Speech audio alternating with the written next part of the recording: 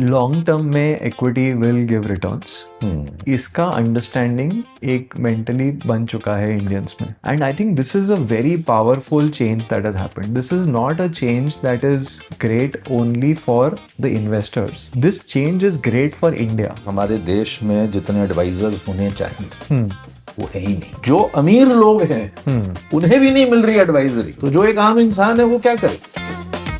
शायद ये दुनिया में सबसे बड़ा underserved wealth cohort होगा. These many households who are served by only these many people.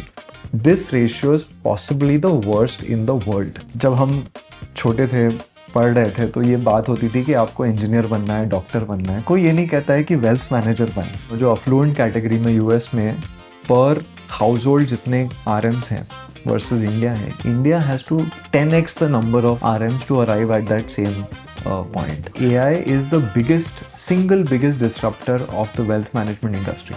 A lot of industries are getting shaken up by AI, but ये देखिए कि यहाँ पे एडवाइजरी की ज़रूरत है, यहाँ एक ह्यूमन टच की ज़रूरत है. To make a successful wealth manager, what do you need? Simple है कि इस एपिसोड में आप सबका स्वागत है. आज मेरे साथ जुड़ रहे हैं एक ऐसे इंसान जो हम सबके जीवन को बदलने वाले हैं.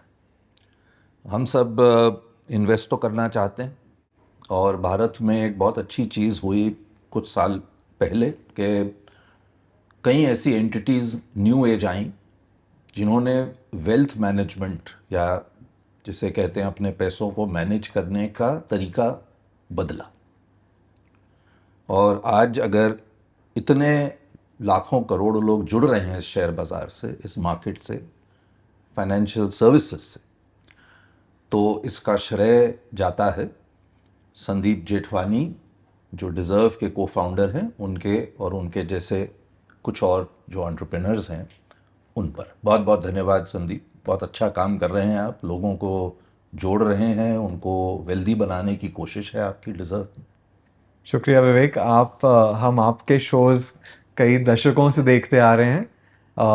एक्चुअली जो वेल्थ मैनेजमेंट या इन्वेस्टमेंट मैनेजमेंट को एक्सप्लेन करने का काम आपने किया है, उससे हम सीख रहे हैं. नहीं, मैं आपसे सीखता हूँ. आपके पोस्ट्स मैं हमेशा पढ़ता हूँ. Thank you very much. और जिस तरह से आप एक बहुत ही सिंपल तरीके से लोगों को समझाते हैं उदाहरण देकर, वही कोशिश हमारी है. सिंपल है, बिल्कुल. बात सिंपल, बातचीत करते हैं. जी बिल्कुल.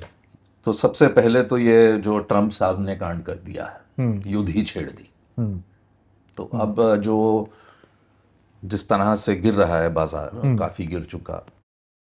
आप क्योंकि ऑन ग्राउंड डील करते हैं निवेशकों से, बिहेवियर उनका देखते हैं लाखों प्लस का, तो क्या आपकी उनको एडवाइस होगी? क्या पहली बात, क्या वो रिएक्ट कर रहे हैं? डर है, माहौल है ऐसा? क्योंकि जब कोई वॉलेटिलिटी आती है हम डर जाते हैं. क्या बिहेवियर में कोई चेंज आया है इस बार? और आप उन्हें क्या कहना चाहेंगे? किस तरह से आप उन्हें डील कर रहे हैं उनसे? विवेक, शुरू करने से पहले मैं कहना चाहता हूँ कि वॉर्स के बारे में कहा जाता है कि in wars there are no winners, there are only survivors, right? वो इस वॉर के लिए भी ट्रू है और इस दौरान इन्वेस्टमेंट्स के लिए भी ट्रू है. How do you survive this period? आप इस पीरियड में अपना मानसिक संतुलन, आप काम, कॉन्फिडेंट हैं नहीं हैं, वो ये डिसाइड करेगा कि आपका पोर्टफोलियो इस दौरान कैसा करता है, इसके बाद कैसा करता है. आपने पूछा कि लोग कैसा सोच रहे हैं, how are investors reacting at this point of time. मैं कहना चाहूँगा कि अभी it is still in the very early days of realising the impact that has happened in the portfolio. अभी तक वो फुल रियलाइजेशन लोगों को नहीं आया है कि पोर्टफोलियो में हुआ क्या है. और इसका एक रीज़न ये है कि इंडेक्स, मान लीजिए करीबन 10%, small mid large cap put together is let's say down 10%. But the median stock जो लोगों ने इंडिविजुअल स्टॉक्स खरीद रखे हैं, उनमें मिड एंड स्मॉल कैप पे करीबन 20 से 25% एक मीडियन स्टॉक में डाउनफॉल आया है फ्रॉम द पीक, राइट? तो अब इस बात को लेके there is a little bit of a disappointment and in some cases shock as to why this has happened. आप ये देखिए कि India's financial investment market create हुआ है 2020 और उसके बाद। तो काफ़ी सारे जो इन्वेस्टर्स हैं, या तो उन्होंने शुरू किया है 2020 या उसके बाद में, या ऐसा हुआ है कि 2020 and afterwards they put in meaningful sums of money. उसके पहले the amount of investment in financial markets was not that much, right. तो आई थिंक ये पहला ऐसा डीप करेक्शन है जहाँ लोगों को ये रियलाइजेशन हो रहा है कि हमें शायद इस पैसे को संभाल के इन्वेस्ट करना है। ये नहीं कि जो टिप्स आते हैं या जो थोड़ा बहुत इधर उधर पढ़ लिया या पार्टी में किसी से बात कर ली तो उसके चलते मैंने अपना पैसा लगा दिया, उस तरीके से इन्वेस्ट करने में लॉन्ग टर्म में आपको रिटर्न्स नहीं आ रहे हैं। अब इस बात को हम रियलाइज कैसे करेंगे?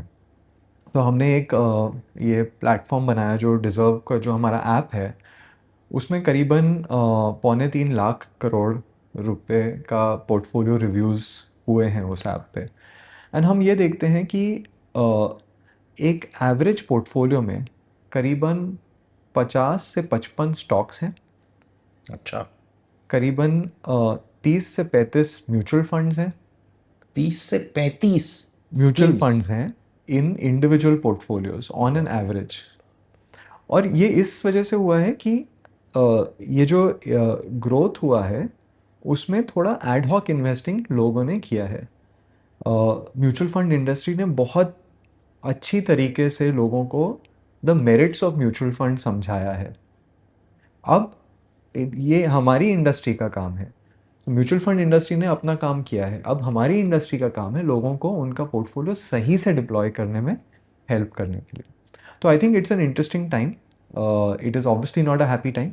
This is not a time to be exuberant about the fact कि लोगों को इन्वेस्टिंग में हेल्प की ज़रूरत है। This is a point to realise कि hard earn money has fallen. Futures and options में तो आप जानते ही हैं, सेबी ने काफ़ी एजुकेशन किया है इस बारे में कि करीबन 91% of people are losing money in trading, right. But इस बार ऐसा भी हुआ है कि even long term investors have had fall in their portfolio. तो क्या निकल रहे हैं लोग, अभी एग्जिट तक कर रहे हैं कि अभी अभी तक डर है बस? अभी डर है। आई थिंक ये होता है कि पहले first there is anger, then there is denial, then there is acceptance. तो अभी वो एक फेज में हम पर बिहेवियर बदला है। आप लगते बहुत यंग हैं, लेकिन मैं कहना भूल गया अपने इंट्रोडक्शन में, 20 इयर्स प्लस का आपका एक्सपीरियंस है जी। और कई बड़े बड़े बैंक्स और वेल्थ मैनेजमेंट ब्रोकिंग कंपनीज के साथ आपने इस फील्ड में काम किया है। तो जी। इन 20 साल में अगर यही चीज़ 20 साल पहले हुई होती और आपने कहीं इस तरह की साइकिल्स देख चुके हैं आप, बिल्कुल।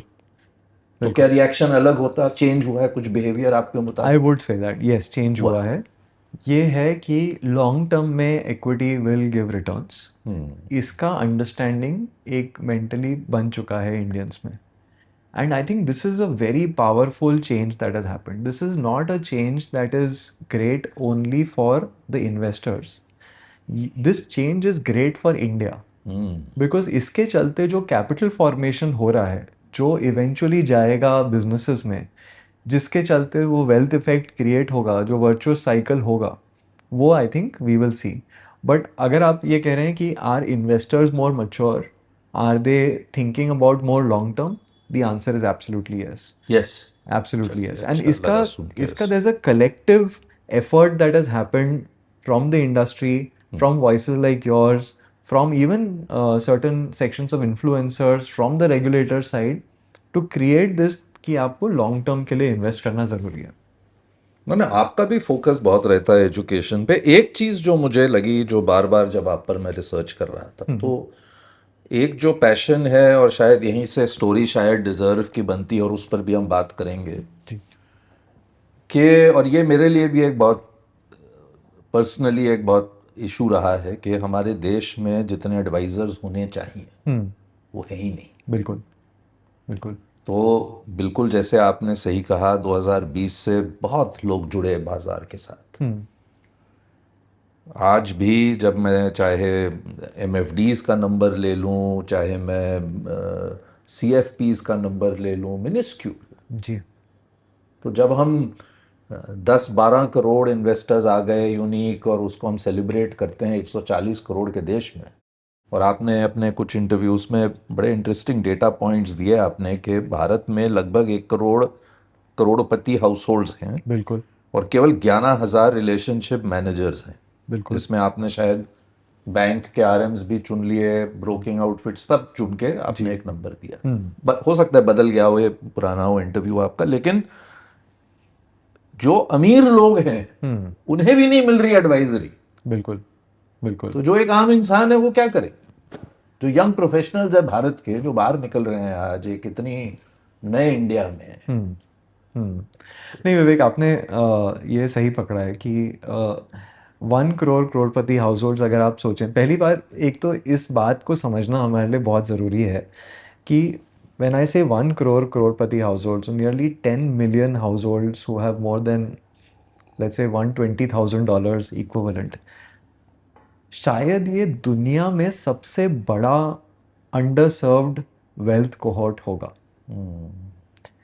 These many households who are served by only these many people, this ratio is possibly the worst in the world, right?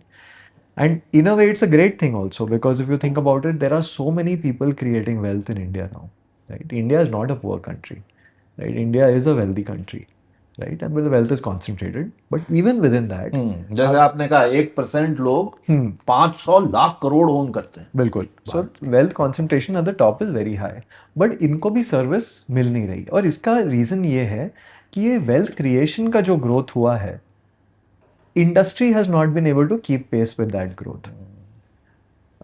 जब हम छोटे थे, पढ़ रहे थे, तो ये बात होती थी कि आपको इंजीनियर बनना है, डॉक्टर बनना है। कोई ये नहीं कहता है कि वेल्थ मैनेजर बन, right? And when you think about it, after your own family, your health, the third most important thing in your life is the wealth that you have, right? I think in a way it's a great thing that India has created wealth. Now it is the responsibility of all of us together in this industry to create high quality advice for this wealth. And I think that's one of the reasons we felt ki there is an opportunity for a new player to come. Every year we are committed that we will add and train at least 200 to 300 new wealth managers. Sure. And hire them young, invest in their growth and training before they are put in front of these wealth creators. Target भी देते हैं आप उनको? Sir क्योंकि देखिए, सबसे बड़ी problem तो मैंने जो देखी है वेल्थ मैनेजमेंट में यही है कि टारगेट दे देते। आप उस वहाँ से भी आए हैं जुड़ के, आपने भी ये ऑन द ग्राउंड देखा है, तो फिर वहीं से फिर वो मिस सेलिंग इंसान की गलती नहीं है। अब अगर आप टारगेट दे रहे हैं कितना बेचना ही है आपको, तो तभी तो 35-40 म्यूचुअल फंड स्कीम्स दिख रही हैं आपकी पोर्टफोलियो में, आपके आप। विवेक, एक बार आप let's take a step back and understand कि ये इंडस्ट्री में हुआ क्यों, why is this concept of target came in. There was a time कि ये industry was dominated by banks, right? And naturally so, because the revenue pool इतने बड़े नहीं थे हर एक कैटेगरी में। तो एक बैंक, एक जो फाइनेंशियल इंस्टीट्यूशन है, वो हर चीज़ करती है।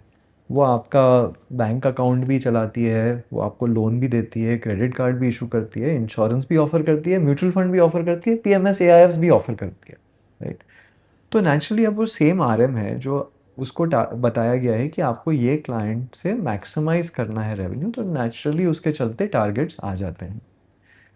This is for the first time in India that you can create large outcomes as a dedicated wealth manager or a dedicated lender or a dedicated credit card companies. आप ये देखेंगे एक वर्टिकलाइजेशन हो रहा है इंडस्ट्री में, where focused players are emerging जो एक चीज़ ही करते हैं बट वो बहुत अच्छे से करेंगे वो चीज़ को।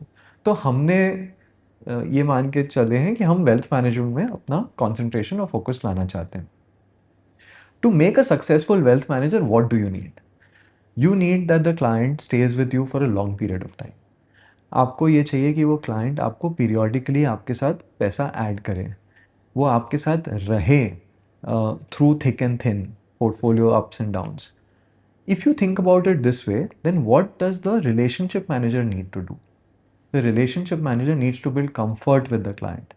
सो हम एक मेजर करते हैं NPS, नेट प्रोमोटर स्कोर, कि are clients happy with us और नॉट, राइट। रिलेशनशिप मैनेजर का ये काम होता है कि वो क्लाइंट से हर महीने 2 महीने में एंगेज करे, एक वीडियो कॉल करे या एक इंटरेक्शन करे जिसमें पोर्टफोलियो का रिव्यू किया जाए। रिलेशनशिप मैनेजर उनको कुछ एडुकेटिव इंफॉर्मेशन बताए about their portfolio. What we said is these are the targets that we will keep. We will say what is the net promoter score or NPS of your client. That should be high. That means client should be happy with you. We said that you should do periodic reviews. So within 90 days, every single client should have had a portfolio review with Deserve. Right? So that is a target. We call it the D90 target. Right? और ये automated है। हाँ, तो we आपके track system it. में We track it. हाँ, बिल्कुल system में ये ट्रैक किया जाता है। We track this कि is the client topping up periodically, because that is an indicator of whether the client is comfortable with you or not.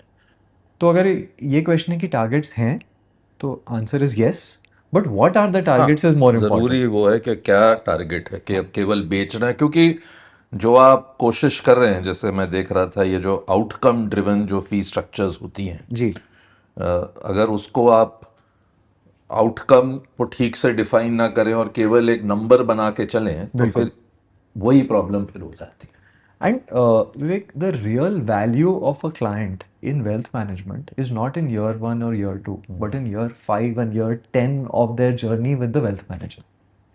But year 5 और year 10 तक वो client आपके साथ कब रहेंगे? जब आपने वो comfort बनाया है, उनके family के साथ understanding बनाई है, उनका एक investment plan को आप follow कर रहे हैं, उनके साथ सही fee structure पे आप काम करते हैं, उनके साथ transparent होते हैं। If we don't have all of these, then the client is not with you for the next 5 or 10 years. And then you are missing the big opportunity. So Vivek, I'll give you an example. There was a client of ours, and this was 2009. I was a young wealth manager, starting off in this industry very early. And this client had also started a new technology company. Today, I think that company will be valued at $2-3 billion का, in the private markets it must be valued. तो जब उन्होंने हमारे साथ शुरू करा था, तो करीबन 15 या 20 लाख के इन्वेस्टमेंट के साथ शुरू करा था। वो उनके लिए बहुत बड़ी रकम थी, but I was working for a large wealth manager. As a large wealth manager this was not a meaningful amount of money, right. But at that time, as much as they took a bet on us, we also took a bet on the client. यार ये in the future this person will become a very meaningful person if I serve them well. Today we are talking about 17 years later, वो आज भी हमारे साथ invest करते हैं। Today the portfolio is 150 crores, right? But neither would he have had the good experience nor would I have had the upside अगर मैंने उनके साथ periodically interact नहीं किया होता। You don't do right by them. Transparency, and transparency ये भी होता है कि आप उनको बताएं कि जब आपसे गलती हो गई। As a wealth manager, I will not get it right all points in time. The point is कि जब गलती होती है पोर्टफोलियो में या कोई आपने रिकमेंडेशन दिया जो नहीं चला, तो do you stand up and say कि this did not work out, these were the reasons where it did not work out and this is what I have learned from this experience, right? And अगर आप वो transparency रखें तो the same client will continue coming back to you. So the point I'm making is that in our business, the real value of the client is over the long term. And as a wealth manager हमारे targets वो होने चाहिए कि इन clients को हम long term के लिए कैसे हमारे साथ एंगेज रखें, उनको खुश रखें, ताकि वो हमारे साथ काम करते रहें. और आप फी बेस्ड मॉडल चलाते हैं कि कमीशन बेस्ड? हाँ, तो हम लोग सिर्फ फी बेस्ड मॉडल पे ही काम करते हैं. लोग देते हैं फी?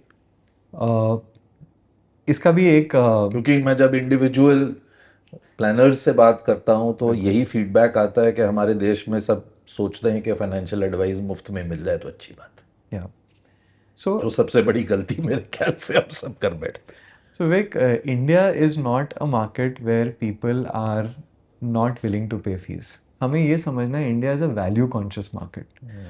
लोगों को ये विजिबिलिटी चाहिए कि अगर हम किसी भी चीज़ के लिए, ये तो हम वेल्थ मैनेजमेंट की बात कर रहे हैं, बट आप क्विक कॉमर्स ले लीजिए, आप ऑनलाइन शॉपिंग ले लीजिए, it's not that people are not spending money और people are not letting people make fees. There are, जब आप 10 मिनट में कोई चीज़ आती है, आप करीबन 40-50 रुपये एक्स्ट्रा देते हैं, उस चीज़ के लिए, बट आप वो दे रहे हैं क्योंकि आपको पता है कि ये चीज़ जल्दी मिल रही है, मुझे समय पे मिल रही है, राइट?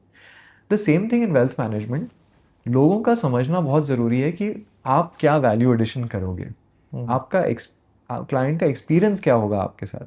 सिर्फ रिटर्न की बात कर रहे हो या आप कुछ बाकी सर्विसेज भी ऑफर करोगे?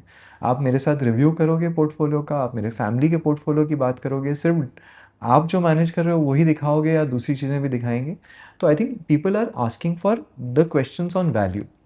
एंड ये एक बड़ी बात है कि who are these people who are our clients? ये हैं doctors, lawyers, professionals, entrepreneurs, people who are in jobs. Even they are charging fees to somebody else, right? So they don't mind paying fees.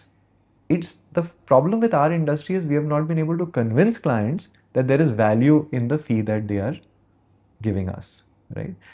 If I, let's say, take a fee from you, but I tell you something that is ordinarily available or something that you could read on the front page of a newspaper, then you are not going to pay me a fee, because then the question is that what is the incremental value that you brought to me, right? And यहाँ पे काफ़ी change हो रहा है. The new investor is much more aware. हमने इसकी बात कही. They और want to यंग invest. लोग आजकल, मैं मानता हूँ कि मेरा तो ये एक्सपीरियंस है, जो आजकल के यंग लोग हैं, जब उनको भेजता हूँ किसी प्लानर के पास तो सबसे पहले पूछ लेते हैं मुझसे कि वी आर प्रिपेयर्ड टू पे फी। जी. जो ओल्डर लॉट था शायद वो हर चीज़ में ये नहीं समझते थे इम्पोर्टेंस इसकी, but young generation understands I think the. मैं ये इसलिए पूछ रहा हूँ आपसे ये सवाल संदीप, क्योंकि दिक्कत ये है कि बात हमेशा होती है physical mode, digital mode, physical, पता नहीं क्या क्या नाम सुनने को मिलता है। तो ये obviously somewhere the middle path always works, right? कि बैलेंस करना ही पड़ेगा। ये भी नहीं कि आप सिर्फ फिजिकली, तो आप जाके आपने देख लिया 11,000 लोग टोटल हैं 1 करोड़ हाउस होल्ड की, तो बाकी तो हम कहीं कुछ कर ही नहीं पाएंगे। तो digital technology is also important, पर कहीं ना कहीं लोग पैसे के मामले में चाहते हैं कि किसी से बात करें, और फाइनेंशियल लिटरेसी आज भी हमारे देश में बहुत कम है। बिल्कुल. तो आपका क्या मॉडल है, किस तरह से आपने ये स्टैक बनाया? तो विवेक, हर एक चीज़ में वेल्थ मैनेजमेंट स्पेसिफिकली आपको वहाँ होना है जहाँ क्लाइंट चाहते हैं आप हो. तो अगर क्लाइंट चाहते हैं कि आप उन्हें फिज़िकली मिलें, तो हमें उनसे फिज़िकली मिलना है. अगर क्लाइंट चाहते हैं कि फ़िज़िकल मीटिंग से उनको दिक्कत हो रही है, बिकॉज़ ये हमारे क्लाइंट्स हैं जो नौकरीशुदा हैं या कोई काम कर रहे हैं, तो उनको वो आधा घंटा है दिन में जहाँ पे आपसे बात कर सकते हैं. उनके पास समय नहीं है हमारे साथ 1-1.5 घंटा बैठने का कि हमें उनके घर जाएं और ऑफिस जाएं, उनसे बात करें. तो वो चाहते हैं कि अब आप ऑनलाइन आए, बट ऑनलाइन भी सही से समझा के आप वो आधे घंटे में मुझे वैल्यू एडिशन करें, right? So that is very important. So you have to be there where the client is, right? Now because of the nature of the client, that clients are spread out all over the country, that clients are first generation wealth creators, still in jobs, still busy, they are what we call money rich but time poor. A lot of them are preferring कि हम उनसे digitally बात करें, right? सो हम करीबन हर महीने 5,500 से 6,000 video calls करते हैं अपने क्लाइंट्स के साथ, बिकॉज करीबन मतलब दिन के 200 कॉल्स होते हैं वीडियो पे, because the clients are spread out all over the country, they don't have the time and they want to engage in a timely manner. So I think there is a shift that has happened in that direction. There are a lot of times जब client कहते हैं कि हम आपके office आना चाहते हैं, तो हम ये सोचते थे कि क्यों आना चाह रहे हैं. और in a trust based business there is value to physical presence also, कि अब लोग जाके देखना चाहते हैं कि आप लेजिटिमेट कंपनी है या नहीं. हमारे देश में स्कैम भी तो कम नहीं हुए ना. बिल्कुल. एंड डिजिटल में फ्लाई बाय नाइट ऑपरेटर्स इतने आए जाके चले गए, तो I think somewhere the trust is missing. So I think people want to touch and feel to be able to do that. We do a lot of educational events for our clients. There's a series जो हम run करते हैं, उसको कहते हैं Decipher by Deserve. हर महीने भारत की कोई सिटी में हम एक गेट टुगेदर करेंगे जहाँ हमारे क्लाइंट्स आते हैं. अभी हाल में हैदराबाद में किया था, करीबन 450 लोग आए थे. And we were fortunate to have people like Ashish Somaya, Neelkant Mishra talk about the markets and the economy and so on. But people are looking for those experiences also. So I think the reality is somewhere in the middle. It is not either or. right? And we cannot live in either or world anymore. तो आप एक wealth take हैं, क्योंकि कई entities शुरू वैसे होती हैं लेकिन फिर अपने म्यूचुअल फंड भी शुरू कर देते हैं, ब्रोकिंग भी शुरू कर देते हैं, जी तरह तरह के अलग जी एसेट क्लासेस जी में। जी जैसे आपका भी एक कुछ है शाइन करके for gold and silver. Gold and silver. या तो what is the so product भी बनाते हैं आप अपने? So, Vivek, we are a full-fledged wealth manager who uses technology to deliver wealth management, right? So, see, आज की डेट में आप कोई भी बिजनेस लें, हम ये कॉन्वर्सेशन कर रहे हैं, it's a digitally recorded conversation, will be shown online, right? I think that's the nature of the business, that even in our business, technology is adding leverage, it's adding a better user experience to the client. तो वहाँ तक technology use होती है। बाकी the core insights of running the wealth management business are the same now 10 years ago and maybe 50 years ago also. वो some core things don't change. That this is a trust-led business. People want transparency. People want consistency of return. People want communication. These are the things people want. Technology is a mechanism to deliver it now, right? Today I can do things which were not possible maybe even 5 years ago. जैसे India ने एक digital public infrastructure बनाया जिसको DPIS tag कहते हैं, and one of the big components of that is the account aggregator. अब account aggregator में क्या, what is the magic of account aggregator? Historically if I had to advise a client और give guidance to a client कि आप कहाँ invest करें, हम उन्हें कहते थे कि सर और मैम आप अपना पोर्टफोलियो दिखाइए, हम आपको बताएंगे कि उसमें क्या मिसिंग है और so that we can fit into that, right? So that was, so the people used to give us streams of paper कि ये मेरा MIS का प्रिंट आउट है, आप देखिए, एनालाइज कीजिए। Today securely with the consent of the client we can fetch their existing portfolio and tell them how what we are doing can fit in or sometimes does not fit in, right? So I think that was never possible and this is now doable at scale, right? तो अगर मुझे ये 1 करोड़ करोड़पति households को सर्व करना है तो ये technology is a big leverage to be able to do that. बिल्कुल। The way we work is we are, जिसको हम कहेंगे एक डिस्क्रेशनरी वेल्थ मैनेजर, कि you give us a mandate and we will run the portfolio. We don't make commissions, we don't make brokerage, we make a fee transparently, but day to day decisions हम लेंगे। और वो बहुत ज़रूरी है because it is very important that the client is not taking individual decisions on every morning कि आज मुझे एक portfolio, पर्पस ही खराब हो जाता है ना, पर्पस खराब हो जाता है। तो shine for example is one of the ways of allocating money into gold and silver, into gold and ये silver. metals। Similarly, we have an equity strategy, a fixed income strategy, a InvIT REIT strategy, and so on. अब तो इनका आपके जरिए InvIT REIT, gold silver, mutual fund, जी direct stocks भी नहीं, direct stocks हम नहीं करते। और ये जो अभी ये नए आ रहे हैं ये AIF सिफ, या बिल्कुल सब- वो सब किया जा सकता है। We are an allocator of capital. तो अगर आप हमें वही कह कहें रहा कि हूँ मैं, तो आप ये मेरा पोर्टफोलियो है जो आई वांट कि इक्विटी म्यूचुअल फंड्स में मैनेज हो, हम उसे सही से अक्रॉस 6 to 8 फंड्स लगाएंगे। देयर इज अ प्रोसेस, वो प्रोसेस को हम कहते हैं one model. One model is again a technology based data led model which has been created by my investment team. So our investment team creates the model runs the portfolio. The model analyzes 2 million data points to be able to arrive at a list of 6 funds that you will have in your portfolio, right? And your portfolio might be different from my portfolio, given that और होना भी चाहिए। होना भी चाहिए। So I think that is where technology is again adding value to how portfolios are run. We are able to take decisions at a time when it is very hard for individually people to react. तो मान लीजिए अगर आपके fund में कोई changes हुए हैं और it is time for now you to replace that fund, if individually I had to go back to you and take your consent, I am busy, you are busy, वो होता ही नहीं है change. But today we are able to do it on a technology platform without anybody's intervention, and this causes improvement in returns. तो MFDs भी आपके साथ जुड़े हुए हैं? नहीं तो जो आप जैसे कह रहे हैं, जो लोगों को आप ट्रेन कर रहे हैं, वो एम्प्लॉय मॉडल है वो कि fully उनका employee एंटरप्रेन्योरियल मॉडल है? नहीं, फुल्ली एम्प्लॉय मॉडल है।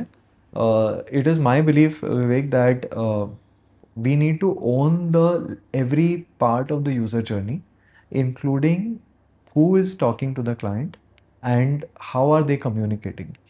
जब हम कहते हैं कि we use technology, one of the big uses of technology is to understand how our relationship managers are communicating with the client. Is there a risk of miscommunication? Is there a risk of mis-selling? All of that is now identified using technology.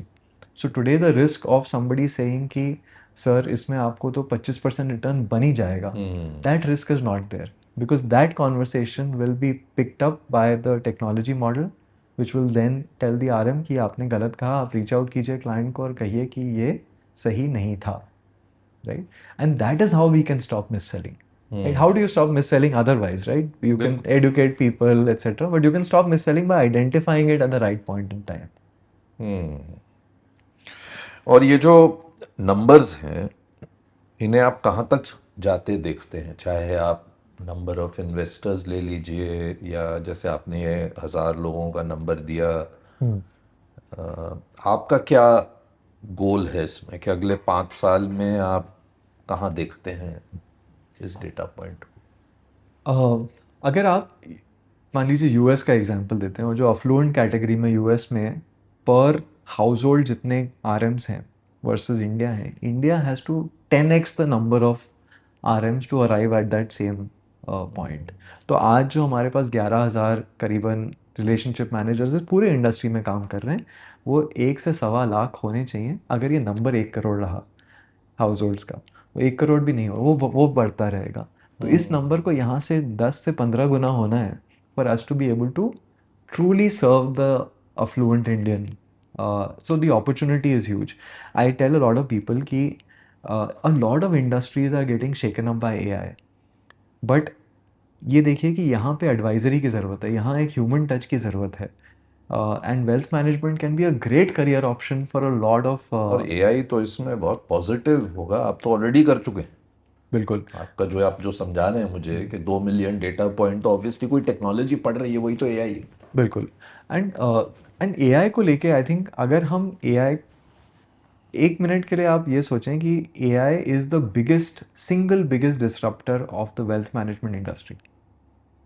If wealth managers don't become AI native, we stand to get disrupted in the next few years. And this is not 10 years away, this is not 5 years away, this is 2 years, 3 years away, right? Because the pace at which AI बेहतर होते जा रहा है, the interactions are getting better. There is no reason why a client will not consult ChatGPT before coming to us. It already happens. Today when I tell a client कि आपके portfolio में ये corrective action लेना है, वो client उस recommendation को AI में डाल के हमसे क्वेश्चंस पूछे जाते हैं कि but ChatGPT is telling me this wide. So already clients are using AI. If we don't become AI native, ये हमारी इंडस्ट्री के लिए एक बहुत बड़ा रिस्क है. अब एआई के कहाँ कहाँ यूजेस हो सकते हैं? एआई का यूज़ हो सकता है क्लाइंट एक्सपीरियंस में. Can the app itself give information to the client in a timely basis, not advice, information, because a lot of times clients have to call relationship managers to get basic information कि मेरा advance tax का statement भेज दीजिए. तो उसके लिए आपको phone करना पड़ता है. Why should they should be able to chat with the platform and get that statement. So जो फैक्चुअल डेटा है वो तो आप क्लाइंट एक्सपीरियंस इम्प्रूव किया जा सकता है वहाँ पे. In how you train and build relationship managers, वहाँ पे एक बहुत बड़ा रोल है एआई का. मॉक कॉल्स किए जा सकते हैं. You can analyse video transcripts of the RM to help the client RM get better. अब ये भी third part is RM efficiency में lot of changes can happen. For example, if in a conversation the client is said कि आप मेरे को 2 reports भेजिएगा, the AI model will pick up that the client has asked for these 2 reports and ensure that the RM is actually sending it to the client. अब ये पुराने ज़माने में कैसे होता? अगर RM से नोट नहीं लिया उस समय तो वो भूल जाएगा. और अगर RM इतने सारे क्लाइंट इंटरैक्शंस करते हैं तो कैसे याद रखेंगे? बिल्कुल. Right. So there is user experience, there is RM experience, there is RM efficiency, there are many uses of AI. We have to be in AI native as a company. तो आपने affluent, wealthy, ये सब पे तो बता दिया, लेकिन अगर कोई यंग बच्ची है जो बाहर निकली, काम शुरू किया, 5-10 हज़ार की सेविंग है उसकी जी, क्या वो आपके प्लेटफॉर्म पे आ सकती है? फिलहाल नहीं. नहीं. बिकॉज क्या है आपका मतलब मिनिमम? हम so we operate as a portfolio manager Vivek. अच्छा. सो सेबी का एक रेगुलेशन है, पोर्टफोलियो मैनेजमेंट रेगुलेशन, उसके तहत हमारा बिजनेस चलता है। तो वहाँ पे minimum investment with us is 50 lakhs। 50 lakh? हाँ। अब वो आप या तो फ्रेश डिप्लॉयमेंट कर सकते हैं या तो या आप जहां आप हैं उसको हाँ ट्रांसफर कर उसको सकते कंसोलिडेट करके वो भी देख सकते हैं। अच्छा। You will be surprised actually that how many of our clients who turn up on the call are very young people, but they are managing their family's portfolio। कि उन्होंने ये रिस्पॉन्सिबिलिटी अपने पे ले अच्छा, रखी तो है। आप ये 50 लाख फैमिली वाइज देखते हैं कि इंडिविजुअल देखते इंडिविजुअल देखते हैं, but a lot of cases some of these young children और किड्स, अब हम I have liberty of saying kids now, are actually managing money for their parents, हैं? अच्छा। Because the but parents then वो उनके name पे होना चाहिए वो पैसा, के वो इतना it will भी be in the differentiate it will करते be हैं in the आप? name of the parents. parent, but the interaction that we have happens with the younger person अच्छा, in तो the family। पैसे पेरेंट्स के ही हैं लेकिन बिल्कुल, ये मैनेज कर रहे ये हैं, मैनेज लेकिन करना, अपनी खुद की सेविंग्स अभी उनको रुकना पड़ेगा आप तक पहुंचने के लिए। उनको accumulate करना पड़ेगा। I तो ये think ऐसा क्यों, कम क्यों नहीं कर सकते अगर टेक्नोलॉजी आप यूज कर रहे हैं तो? बिल्कुल, I think that's the intention, that at some point of time we can reduce it। The regulator is also working hard to figure out कि इसको कैसे more democratize किया जाए। Investment advisory है, which is one other opportunity। तो definitely at some point I would love to do that। आज की date में वो है आपके बकेट लिस्ट पे करना है उसको? बिल्कुल करना है। I see the opportunity, Vivek, like I said, मैंने आपको एग्जांपल दिया कि वो हमने बॉटम किसी ऑफ के द साथ, पिरामिड में भी एक बहुत बड़ी अपॉर्चुनिटी है, वेल्थी में तो है ही जैसे बिल्कुल, आपने कहा, लेकिन and there are so many young aspirational Indians who are becoming entrepreneurs at a very early age, and they will create enormous amount of wealth in the next couple of decades। It is the responsibility of Deserve to be able to engage with them। Today, how do we engage with them? We engage with them with knowledge। तो हम LinkedIn पे बहुत काम करते हैं, हमारा newsletter जाता है करीबन 5 लाख ये लोगों बहुत को। अच्छा रिसर्च डालते हैं आप संदीप, मैं आपके पोस्ट पढ़ता रहता हूँ और बहुत अच्छे से एक्सप्लेन करते हैं आप। लेकिन मैं मानता हूँ कि जो यंग बच्चे हैं जो वर्क, क्योंकि पावर ऑफ कंपाउंडिंग और ये सब पे हम बात करते हैं, उसमें जो टाइम है वो खोना नहीं चाहिए उन्हें। जैसे अगर 21-22 के हैं, 5,000 भी हैं, 10,000 भी हैं, बिल्कुल। अधिकतर लोग मुझे जहाँ तक जब मैं मिलता हूँ कहते हैं कि नहीं अभी तो हमारे पास उतने पैसे ही नहीं है इन्वेस्ट करने के लिए। क्योंकि एक वो भी एक फ्लिप साइड हो गया है बिल्कुल। कि वेल्थ मैनेजमेंट मीन्स पहले वेल्थ बनाओ फिर जाके उसे मैनेज करवाइए। तो वेल्थ तो तभी बनेगी जब आप शुरुआत करेंगे कहीं। बिल्कुल, एंड यहाँ पे विवेक, द इंडस्ट्री ने, म्यूचुअल फंड इंडस्ट्री ने खास तौर पे बहुत काम किया है। जो आप SIPs के तौर पे देखें तो I think there is a lot of mechanism for people to create or compound their portfolio even outside of Deserve। Till the time we are able to serve them, we will help educate everyone। बहुत अच्छी बात बताइए। ये बताइए कि PSUs में दोनों parents थे आपके, बिल्कुल। आपने करी बीटेक और फिर उसके बाद of course you did your MBA, but wealth management में कहाँ से आ गए? मैं भी कभी कभी सोचता हूँ कैसे होगा। तो अच्छी बात यह है कि बीटेक की आपकी जो तब पढ़ाई थी या जो इंटरेस्ट था अब आपके काम आएगा। बिल्कुल, जो एक आपने बिल्कुल। टेक कंपनी खड़ी की और AI और इन सब में काम हो रहा है। नहीं, बिल्कुल। तो बैकग्राउंड ये है विवेक कि मेरे दोनों पेरेंट पब्लिक सेक्टर बैंक्स में काम करते थे, यूनियन बैंक और सेंट्रल बैंक। यहाँ से हम ये नारिमन पॉइंट में रिकॉर्ड कर रहे हैं, यहाँ से नॉट वेरी फार। क्या बात कर रहे हैं आप? वॉज अच्छा, बोथ माई मेरे पेरेंट्स अकाउंट वर्किंग। पहले यही थे। हाँ। तो हम I was born in Nagpur. तो अच्छा। My grand parents were refugees from Pakistan जब पार्टीशन के बाद। तो I think I saw my parents build up their life from very little Literally scratch। And when they were public sector bankers. जब आप कोई banker घर आता है उन उन उस ज़माने में, तो ये बताते थे कि कोई आके आज टेलर मशीन पे 15,000 रुपये डिपॉजिट कर गया, कितनी बड़ी रकम है। It was a huge amount of money in the 80s and 90s। So used to always hear stories like this. तो ये पता था कि there is a concept of money which makes the world go around. We also knew कि हमारे पास नहीं है वो। तो that was also very clear. So it was always about education. So for my parents, educating the three of us, we are three boys, brothers, was very very important। And तो इसके बाद फिर बीटेक हो गया। BTech में समझ में आया कि मुझे लॉजिक और कंप्यूटर्स में इंटरेस्ट है, but all of this extends nicely to the investment side. तो वहाँ से फिर IIM बैंगलोर का MBA हुआ. And at that time Kotak was one of the early banks. जी. जब तभी तभी it was one of the few banks which had just got a banking license in the private sector. And I had seen the stories of HDFC. HDFC had started in the late 90s. By 2005, it was a meaningful entity.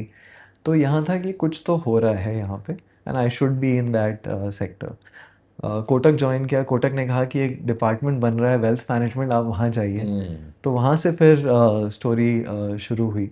And that was a very interesting time. I actually joined the industry in 2005. और आपको याद होगा विवेक कि उस ज़माने में markets ऐसे ऊपर जा रहे थे कि हर महीने 2-3% तो जाना ही जाना है ऊपर. तो it was very easy to make money. So learned a lot. Then went through 2008, which was a wake-up call for all of us who had never seen something like it. So I'm very fortunate that we saw such a deep correction so early in my life, because उसका जो memory हो जाती है आपके DNA में, it now guides how we recommend things to people. तो हर बार हम ये पूछते हैं लोगों को, when I get on video calls with clients, लोग बोलते हैं कि पहली बार किसी ने क्वेश्चन पूछा है. तो everyone says कि आपको कितना रिटर्न चाहिए. I ask them how much money are you willing to lose. So when you ask them that question, first it's a little bit of a shock that why is a wealth manager asking me a question that how much money are you willing to lose. उसका काम है पैसे बढ़ाना. हाँ. तो but I think that early time shaped a lot of it. So both from my parents, in terms of the ethic. My dad was an auditor actually before he joined Union Bank. So the eye for detail, the eye for ensuring that everything is ethical, that you have to be able to explain to yourself why you did a certain transaction. Those are things that have stayed. तो IIM Bangalore से जब आप निकले तो ये सोचा था आपने कि कभी आप खुद भी एंटरप्रेन्योर बनेंगे? बिल्कुल नहीं. नहीं. बिल्कुल नहीं. तो ये कभी था नहीं कि entrepreneurship is a natural path for somebody like me. Because Vivek, हम मिडिल क्लास फैमिली से आते हैं जहाँ हमने देखा है लोगों को नौकरी करते हुए all their life and retire at 65 and so on. What was very interesting for me is that as a part of my job, I used to interact with a lot of entrepreneurs. And one of the things I realized that they are people like us. Like they are aspirational, ambitious, but essentially they are people like us. And if people like us can do well and serve customers, users, and add value to their lives, why can't we do it? So the idea was at some point I will start up. So this realization had happened in the early 2010-11 कि कभी तो कुछ खुद का कुछ करना है. But when you're doing well in a career, you don't look back and think. The eye opener happened in 2020 during COVID. There was this friend of mine जो आज भी एक बड़ी मैनेजमेंट कंसल्टेंसी फर्म के MD हैं. उन्होंने मुझे phone किया, मेरे बैचमेट हैं IIM बैंगलोर के, कि यार संदीप, मार्केट बहुत नीचे है, एक बार मेरा पोर्टफोलियो देख ले. तो उन्होंने भेजा अपना पोर्टफोलियो. मैंने यही देखा कि 40-50 स्टॉक्स हैं, 40 म्यूचुअल फंड हैं, 5 यूलिप पॉलिसीज़ हैं. तो मैंने उनको फ़ोन किया. वो दोस्त हैं तो हम फ्रीली बात कर सकते हैं. तो मैंने कहा कि आप इतने स्मार्ट हैं, आपका पोर्टफोलियो ऐसे कैसे हो गया. तो उन्होंने कहा कि देखो, मतलब किसी ने बताया नहीं, समय नहीं होता, ध्यान देने का टाइम नहीं है, और अटेंशन स्पैन भी नहीं है. तो जो कोई रिकमेंडेशन करता है हम कर देते हैं. तो तब मैंने साहिल और वैभव, जो मेरे अभी को-फाउंडर्स हैं, उन्हें कहा कि यहाँ पे शायद कुछ है. There is a pain point which is not addressed. A person who in their lifetime have created this wealth, who are a first generation wealth creator, does not know how to manage their money. And can we three get together and create a platform to serve this first generation wealth creator? तो वहाँ से फिर deserve की journey शुरू हुई in 2021. जो आजकल के यंग, अब तो हालांकि थोड़े हालात ठीक हो गए हैं, लेकिन 2-3-4 साल पहले हर कोई एंटरप्रेन्योर इसलिए बनना चाहता था कि वैल्यूएशन जल्दी बनाए. ऐसा कभी आपके, बट आप तो करियर एक करके आए थे, तो ऐसा नहीं कि मतलब आपने काम नहीं किया था या मतलब लर्निंग्स नहीं थी आपके पास, लेकिन ऐसे जो एक दौर आया कि हर हफ्ते वन मोर न्यू यूनिकॉर्न, ये सब पढ़ते थे हम। तो यंग एंटरप्रेन्योर्स को आप क्या कहेंगे? See it is not wrong to think about valuation, because आपको आपके शेयर होल्डर्स जिन्होंने आपको इन्वेस्ट किया जब आप कुछ नहीं थे उनको रिटर्न तो देना है, तो आपकी एक रिस्पॉन्सिबिलिटी बनती है कि उनके पैसे का मल्टीप्लाई करके उनको वापस दें। But I think the main thing is कि आपका कोर वैल्यू एडिशन क्या कर रहे हैं, जो आपका एंड कस्टमर है। अब वो होगा, किसी के केस में एंड कस्टमर होता है एक एंटरप्राइज, किसी के इसमें होता है एक क्विक कॉमर्स जो हाउसवाइफ जो घर पे सामान मंगा रहे हैं, या हमारे केस में जो वेल्थ क्रिएटर, जो man and women of India who are creating wealth, right. आपका जो आप वैल्यू एडिशन कर रहे हैं वो मीनिंगफुल है या नहीं है, और उसके लिए वो आपको पे करना चाहते हैं या नहीं चाहते हैं। This model to understand is very important. That I think is the core of entrepreneurship, to identify a user need and whether there's a willingness to pay for that user need. वो identify हो गया तो India में there is the sky is the limit. I think as we go, जो अभी करीबन $2,500 per capita income पे हैं, यहाँ से हम जब 5,000 पे जाएंगे और 10,000 पे जाएंगे, every possible business model will become very very large. आपको एम्बिशियस होना है, आपको ग्रोथ ओरिएंटेड होना है. I think that is something that I have also learned in the journey. Growing up, we were always very cost conscious. हम पैसा बचाने में और इन्वेस्ट करने में फ़र्क नहीं जानते थे. But I think there is a difference. There is a, as an entrepreneur, you have to realize that there is an expense and there is an investment. What is an expense you try and save on? What is an investment you try and scale on? Right? So I think those are अच्छे से कहा आपने ये बात. Yeah, so I think because लोग कहते हैं कि फलानी कंपनी में लॉसेस हो रहे हैं. When we look at the company, we actually try and think about कि ये कंपनी में लॉस एक्सपेंसेस की वजह से हो रहे हैं या इन्वेस्टमेंट्स की वजह से हो रहे अगर हैं. इन्वेस्टमेंट की वजह से हो रहे हैं तो ठीक है, बिल्कुल क्योंकि आप स्केल करने की कोशिश करें. बिल्कुल. अब जैसे there is this book called the value of intangibles, the rise of intangibles, जो माइकल मोबसॉ की एक बुक है. उसमें उन्होंने कहा है कि there is an intangible asset. Now in accounting, आपने तो काफ़ी कंपनीज को क्लोजली देखा है. In accounting we expense out investments in intangibles. तो अगर आपने टेक्नोलॉजी बनाई तो आप उसको एसेट की तरह नहीं देखते, आप उसको एक्सपेंस कर देते हैं कि ये तो running cost of company. But it is not, it is actually an asset. जब टाटा स्टील एक स्टील प्लांट बनाता है, वो उसे एक्सपेंस नहीं करते, वो उसको एसेट दिखाते हैं. So this is the fundamental difference between and if entrepreneurs realize that investing in technology is actually investment, not expense, then I think they will investing in humans. Absolutely. Investing, like for example, why do we invest in training RM so much? हम उसको expense नहीं समझते. आपके front face हैं वो आपके front face है, वो compound होगा over a period of time. Some of these RMs will become leaders who will then train other people like them. So आप सोच रहे हैं वो कितना उसका कंपाउंडिंग बेनिफिट कितना होगा फ्यूचर में. तो I think that's something that is very very exciting right now. Parents आपके डिजर्व को देख के खुश हैं? खुश हैं. वो ये सोचते हैं कि हम बहुत ज़्यादा काम कर रहे हैं, बहुत ज़्यादा काम कर रहे हैं, वो तो कि हमें थोड़ा no, but I think more than that, they are proud that we are not doing wrong by the client. कि हम कुछ कमीशन जल्दी ग्रो करने के चक्कर में ये नहीं कि आप गलतियां कर दें. हाँ, तो हाँ, शॉर्टकट्स ना लें. जल्दी ग्रो करने के लिए आपको मेहनत ज़्यादा करना इज़ फाइन. जल्दी देश भी अगर ग्रो हो रहा है, लोग भी, वेल्थ ग्रो हो रही है, तो वो भी अच्छी बात है, जैसे बिल्कुल आपने कहा. बिल्कुल. And I think that is, I think wealth management is one of the wealth and asset management one of the only industries कि you get paid for retaining a client over a long period of time. बिल्कुल. In every other business, you have to sell something to the client every day. In our case, we don't have to sell something to our client every day. मगर individual का भी बढ़ता है तो आपको उसका benefit, आपको भी उसको फायदा होता है. But you have to work hard to keep the client.